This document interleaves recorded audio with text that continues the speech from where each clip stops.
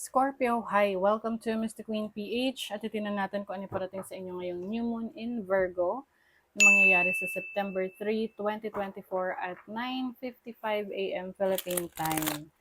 So if you are living outside of the Philippines, i-check na lang kung kailan yung eksaktong oras at araw ng new moon sa inyong lugar. And if you're interested in private readings, meron tayong link sa description at sa pinned comment, paka-check nyo lang information kung paano mag-book for a private reading. Ayan. So, itong reading na to, maaring mas makaresonate to sa mga Scorpio rising, but pwede pa rin namang mag-resonate sa mga Scorpio sun or Scorpio moon. So, meron tayong new moon. New moon is about new beginnings, new experiences, new chapters in life, new opportunities. So, this new moon is happening in your 11th house of your hopes, your dreams. So, I feel like ngayon mas dedicated kayo sa mga goals ninyo, yung mga gusto nyo pang maabot sa buhay. Maaring may bago ka ring direction na tatahakin pagdating sa career mo or sa mga gusto mong ma-achieve. Meron tong opposition sa Saturn, which is in your 5th house. So, pwede kasing meron kang mga skills, talents, na somehow nahihiya ka pa na i-explore, nahihiya ka pang ipakita sa mundo, na tipong tinatago mo lang yan, ikaw lang yung nakakaalam, or a smaller group of people lang yung nakakaalam ng mga talento mo or galing mo. But I feel like ngayong new moon, maaring you will show the world your talents, your abilities.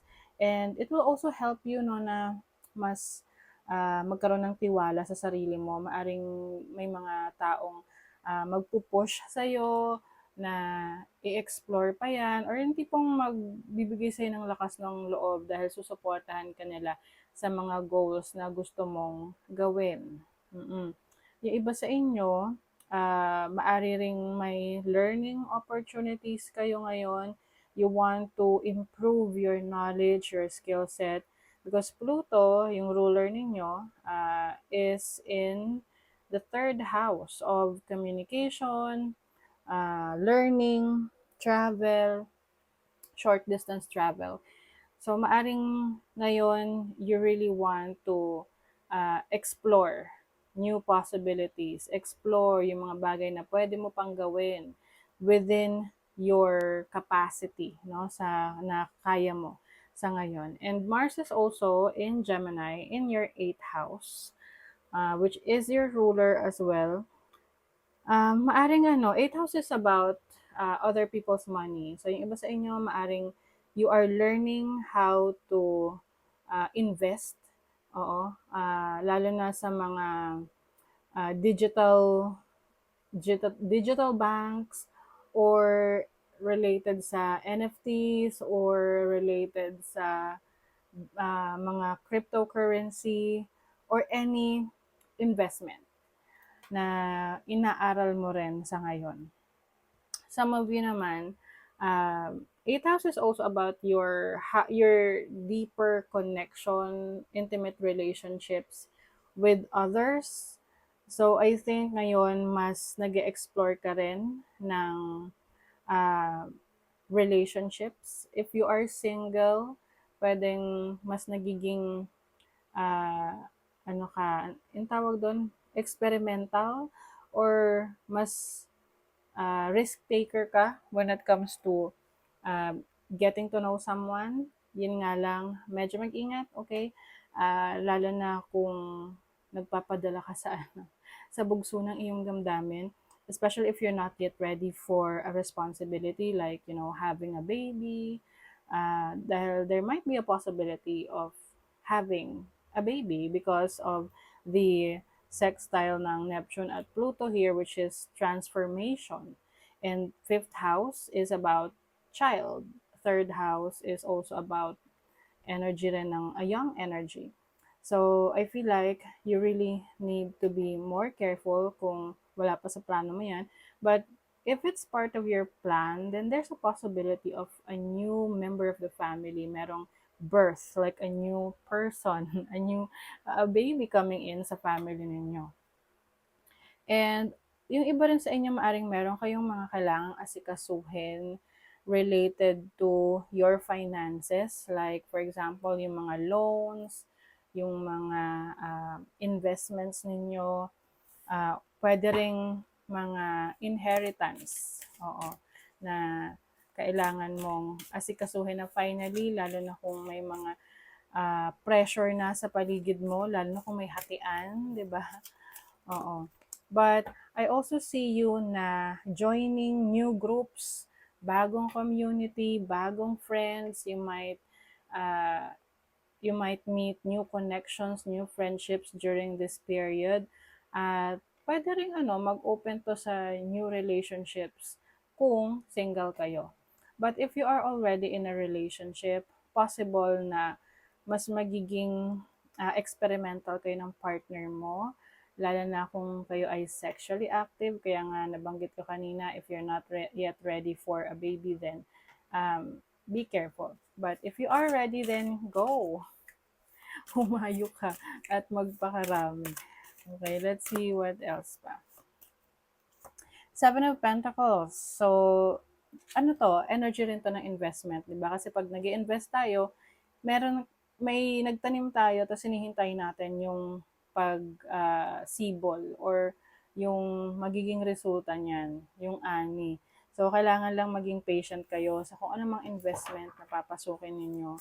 Dahil hindi naman ganun kabilis ang return niyan para sa inyo.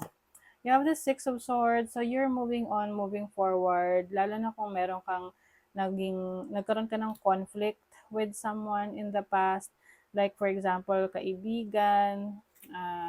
So I think umiiwas ka ngayon sa drama, sa issues, no? And parang mas gusto mo ngayon maging kalmado lang ang life mo na wala masyadong drama or stress or issues. You also have the Four of Pentacles. You are focusing on your finances. When nagpo-focus ka sa stability ng iyong kaperahan. Maaring yung iba sa inyo, mas nag-iipon kayo ngayon. You are saving for something. Yung iba, pwedeng bibili kayo ng sarili nyong bahay in the future, or meron kayong malaking pagkakagastusan in the future na ngayon pa lang pinag-iipunan nyo na. Part of your goals, your dreams, like for example, you want to start your own business in the future. So, syempre, mangangailangan nyo ng kapital and kailangan talaga na meron kang backup. Kasi pag sinabing let's say kukuha ka ng franchise, ang franchise is 300,000, hindi lang naman yun yung pagkakagastusan mo, marami pang iba. So, kailangan at least meron kang 500k para yung 200k is reserba mo dun sa mga unexpected na mga expenses mo pa kapag nag-start ka ng business. So, you are focused more on stability na kung sa tingin mo yung iyong situation ngayon sa trabaho mo, sa business mo, sa career mo is not enough, no, para sa future na gusto mo para sa sarili mo, then you're going to make some changes and try new things para ma-explore mo. Let's see what else. Yung moon message for you, Scorpio. Oh, a new romantic cycle begins. So, some of you pwedeng new relationship, romantic, no? This makes sense. Pwede kasing this is the powerful change that you might experience. Pwede mo itong makilala sa trabaho or sa iyong school kung nag-aaral ka, or within your network. Pwede rin siyang online. Makikilala mo. Or through friends, ipapakilala sa iyo ng kaibigan mo, or pwede ring isa mo ng malapit na kaibigan. It's time to release negativity. Yes, full moon in Scorpio. So yung mga yung mga what ifs, minsan kasi mga Scorpio, sila yung they hope for the best but they expect the worst.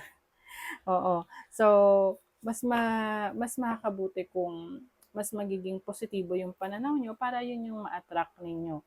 Okay? Kasi parang nagiging defense mechanism nila na they would expect for the worst dahil kumbaga para prepared sila, para alam nila kung ano yung gagawin nila after kesa naman na umasa ng umasa tapos biglang madi-disappoint lang sila. So parang yun yung backup plan nila. Okay? So that is your reading, Scorpio. Thank you so much. Bye.